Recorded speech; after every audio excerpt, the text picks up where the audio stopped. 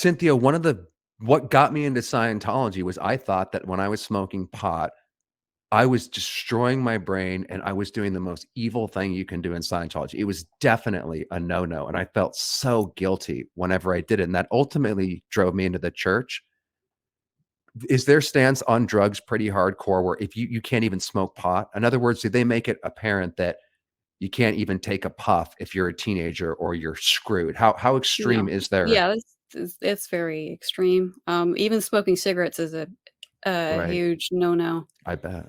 And the only time my parents were okay with somebody smoking marijuana is with they had cancer and they needed it to I not see. feel pain and eat food. Again, we're back to the sort of it's government/medical approved at that point. You Yeah. can wow, okay. You're reminding me of my childhood because I'm not encouraging people to smoke pot or anything. I'm just saying I never had the chance to experiment. I got really repressed sexually because of all the rules and regulations. So I didn't become a whore when I got out, Cynthia. I didn't, but I did go a little overboard in having the experiences that the frickin' cult cut off from me. I was like shaking when I went back to, having my first joint a couple of years out of the cult because those phobias were still in there. And Yeah. also, I think a part of that, it really helped the deprogramming process.